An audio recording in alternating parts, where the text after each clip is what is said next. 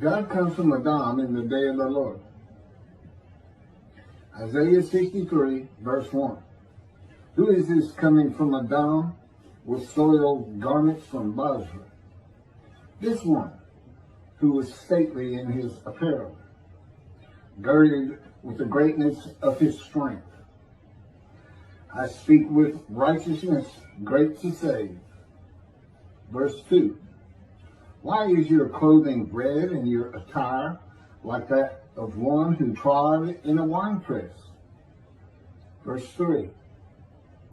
A winepress I trod alone, and from the peoples none was with me, and I trod them with my wrath, and I trampled them with my fury, and their life blood sprinkled on my garments, and all my clothing I soiled. Verse 4. For a day of vengeance was in my heart, and the year of my redemption has arrived. Verse 5. And I looked, and there was no one helping, and I was astounded, and there was no one supporting, and my arm saved for me, and my fury that supported me. Verse 6. And I trod peoples with my wrath, and I intoxicated them with my fury, and I brought their power down to the earth.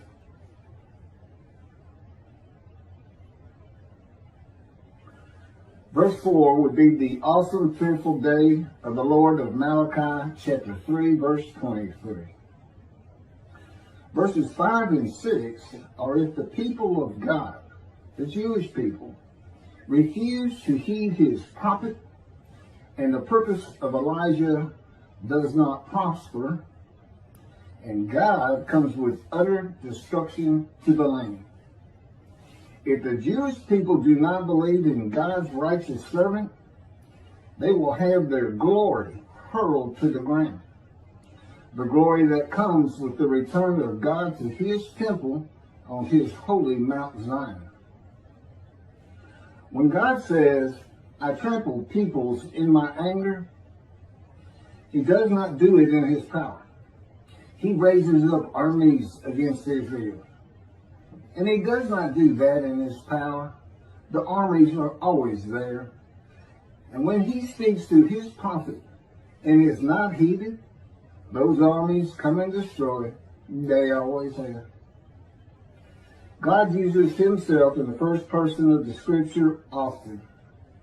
When he says, I will bring utter destruction, he means my creation will bring utter destruction.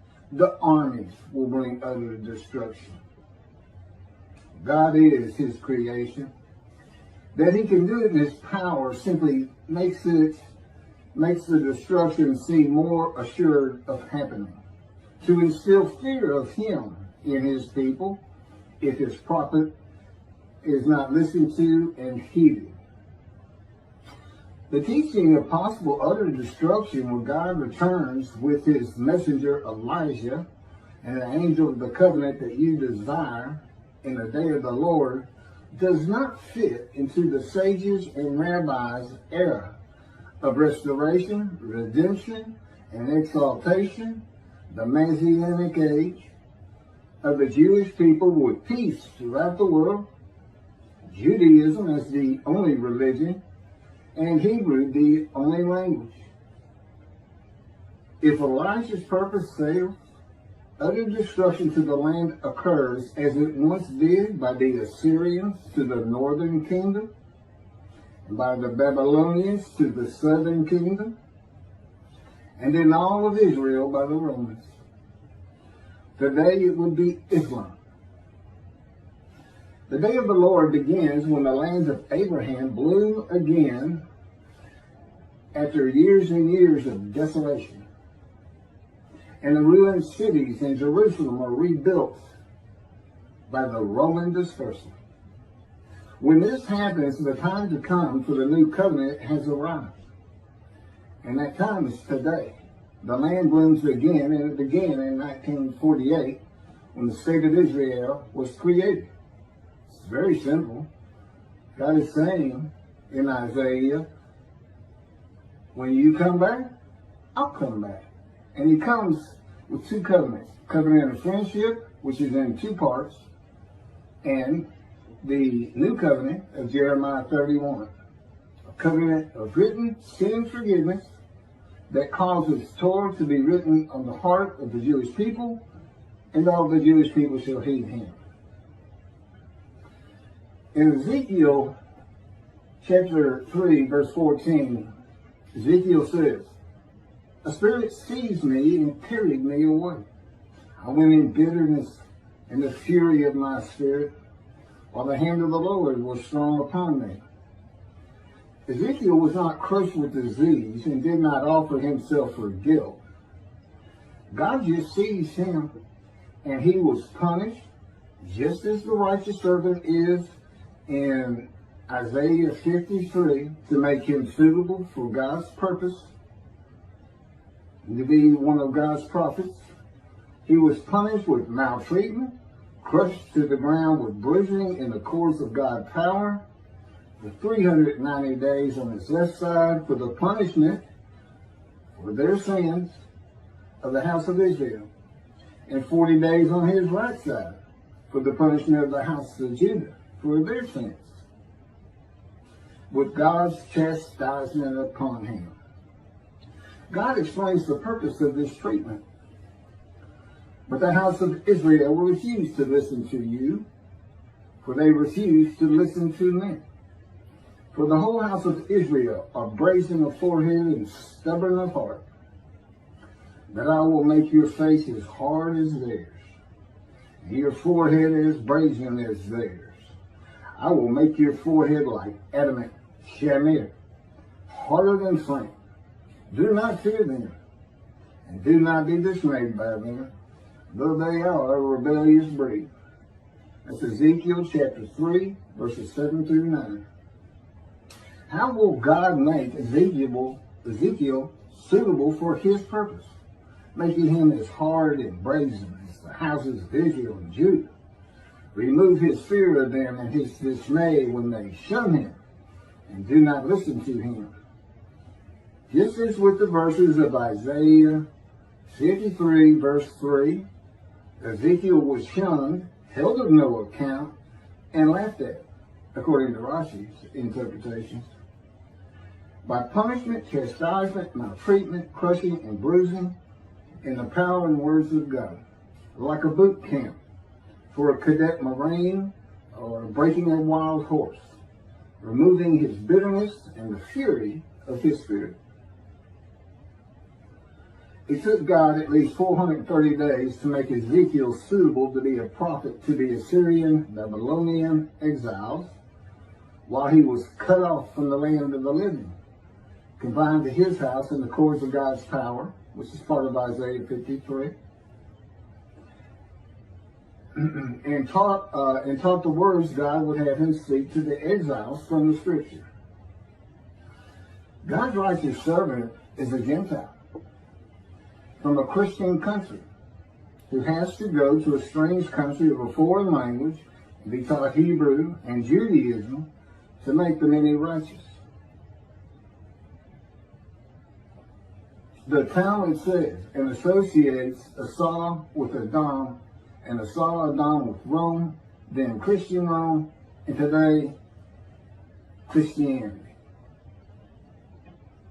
And that's where he's coming from. And he wasn't allowed to pass through Edom in the Exodus. Edom wouldn't let the Israelites, Moses, and God and his angel pass through.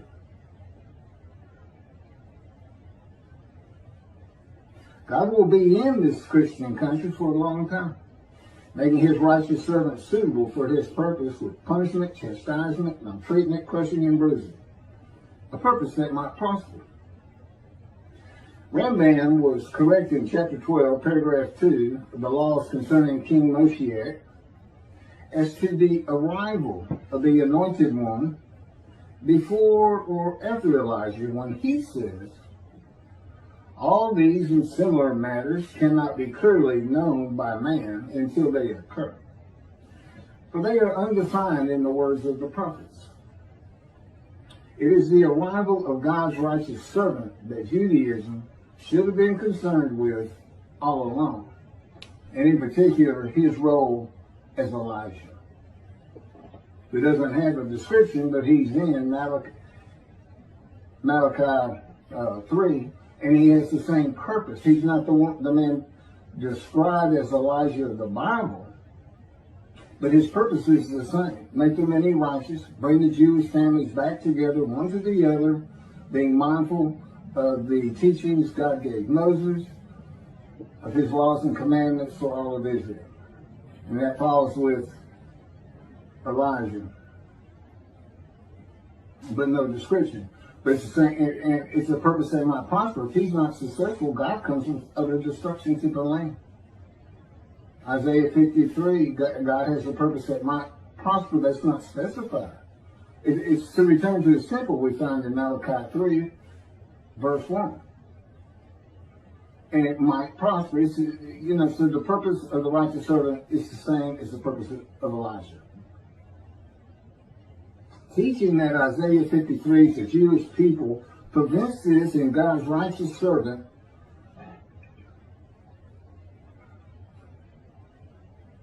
and in particular in his role as Elijah. Such a teaching could result in utter destruction to the land.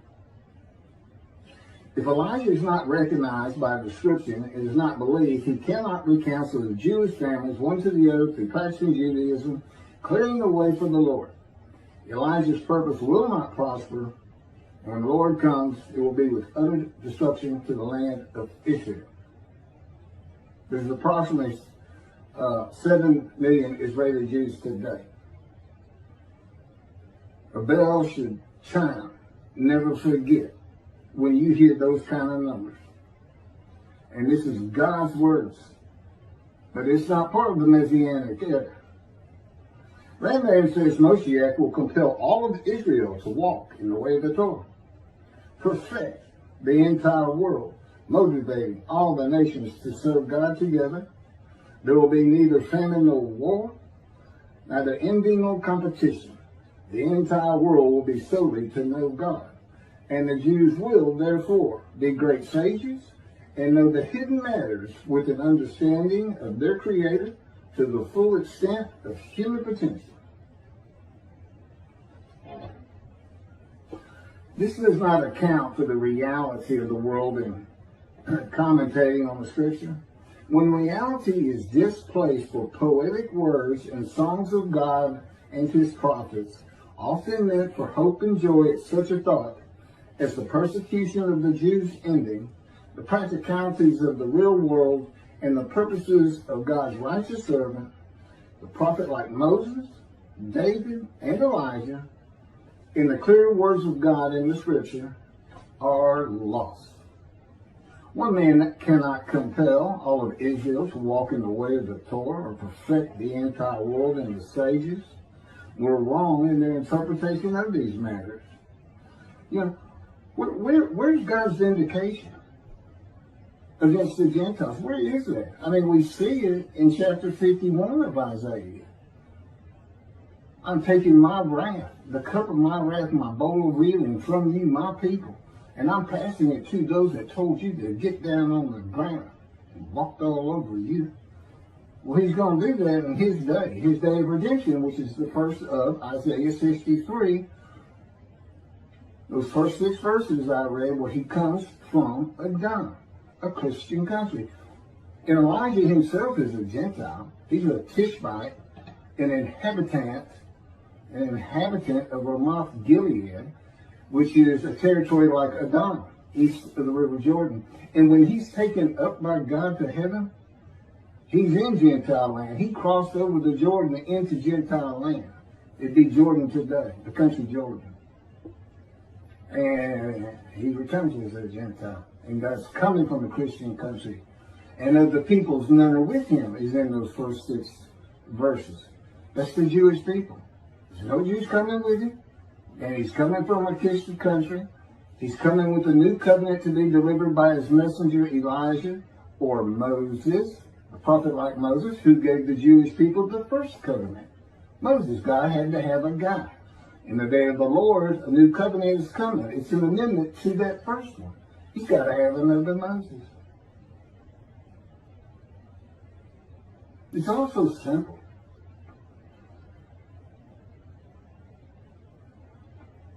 Compel all of Israel to walk in the way of Torah or perfect the entire world. I just, it's an impossibility. It still can't be done. You have to ask yourself, okay, well, that's not going to happen. God doesn't work like that. This world's not going to change like that. What is there? Well, you have to read these covenants of friendship. And quite frankly, do the Jewish people want the entire world to be a Jew? Do you want 2 billion Christians and 2 billion Muslims converting to Judaism? I mean, right there you're looking at somewhat like 4 billion to 4 on voting matters at synagogue. And in the words of Rambam, one should not entertain the notion that the King Moshiach must work miracles and wonders and bring about new phenomena within the world, resurrect the dead, or perform other similar deeds. This is definitely not true. Compelling all of Israel to walk in the way of the Torah would be phenomena, miracle, and wonder. Perfecting the world would be beyond that. He says, this is going to happen, but it can't happen this way. It can't happen by miracles. Where would we go? You see, in his world, that's possible. That's why the rabbis today who are stuck in antiquity, in the dark ages, and they just go with whatever the interpretations were back then. Well, back then, Rambam could have a point. His world was small enough and knowledge was small enough that this made sense. But not today. Not today. There's billions of people on this planet. But that's what the rabbis teach today. As Rambam said in the laws concerning King Moshiach, chapter 12, paragraph 4, if a king will arise from the house of David, who delves deeply into the study of the Torah, and, like David his ancestor, observes its mitzvahs as prescribed by the written law and the oral law, if he will compel all of Israel to walk in the way of the Torah and repair the breaches in its observance, and if he will fight the wars of God, we may, with assurance, consider him Moshiach. If he succeeds in the above, builds the Mikdash, the temple, on its site and gathers in the dispersed remnant of Israel, he is definitely the Moshiach. He will then perfect the entire world, motivating all the nations to serve God together. And it is written, Zephaniah 3:9, I will make the people's pure speech, so that they will all call upon the name of God and serve him with one purpose. The problem is this. Rambam interpreted that, and how he did that, I don't know, as being all the peoples of the earth. Well, it's not. Go read the verse before it. Talk about cherry picking because he wanted to say a particular thing. No, it's the Jewish people. And they do. I mean, we're talking about the land of Israel. Well, when they created Israel in 48, they adopted Hebrew and Arabic as their language. They speak a pure language. This is a true statement from Zephaniah. It's a true prophecy. But the world, and from the world speaking Hebrew, you get the world believing the Jews are right about God. You get the world exalting and converting to Judaism. It's just wrong. It's not so much that he was wrong in his time. It's just, it doesn't work now. I mean, it was wrong. But there's an understandability to it. Today, there's not. Anybody that reads and thinks the entire world's going to speak Hebrew is just, they need to step outside the box for a little bit. The last paragraph by Rambam is a good example of misreading a verse of scripture and then giving it a meaning never intended, and it becomes common and infallible belief among the rabbis and then those they teach. And it is an example of poetic words and songs of God and his prophets, often meant for hope and joy at such a thought as the persecution of the Jews ending, being construed as something they are not, and applied to the reality of the world.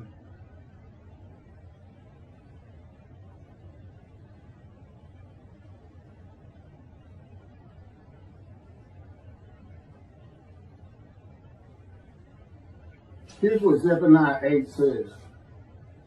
This is right before 9, where he says, I'm going to make the people of a pure speech. This is the Lord. But wait for me, says the Lord, for the day when I arise as an accuser. Okay, that's the day of the Lord. When I decide to gather nations, to bring kingdoms together, to pour out my indignation on them, all my blazing anger. Indeed, by the fire of my passion, all the earth shall be consumed.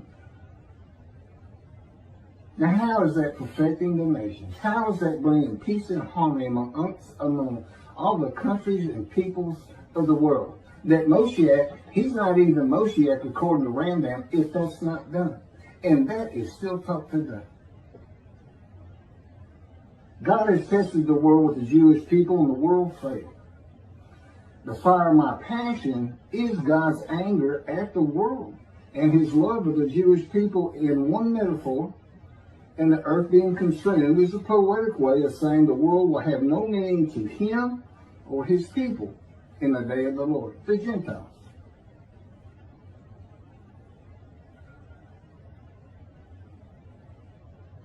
The world simply will never invoke the Lord as Hashem and serve the God of Israel in one accord.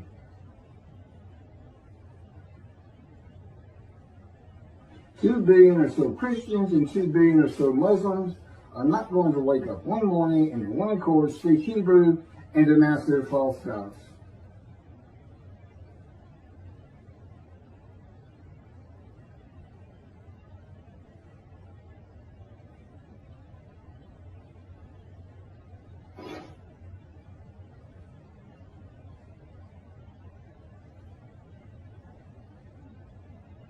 Okay, and then there's the covenant of friendship, and it's in two parts. It's in Ezekiel 34. I'm getting to it slowly but surely. It's very long, and it really has a lot to do with the land blooming again. And so he came in early to prepare the righteous servant to be suitable for his purpose. And at the same time, the land's blooming again. Israel has returned, if you read all the different verses in it. And that's Ezekiel 34, verses 23 through 31. And then in chapter 37, you have the rest of the friendship covenant, which is also very interesting, and includes placing his sanctuary back amongst his people. So he knows it's not there. And he knew it when he had this written in the Hebrew Bible. That's chapter 37, verse 24 through 28 of Ezekiel.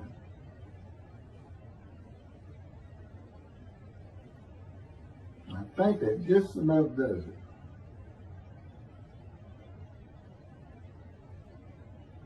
One last thing. The day of the Lord is to complete and fulfill the remaining prophecies of the Hebrew Bible, deliver 2 specific covenants, build the 3rd temple, and God will have his vengeance for vindication against the enemies of the Jewish people.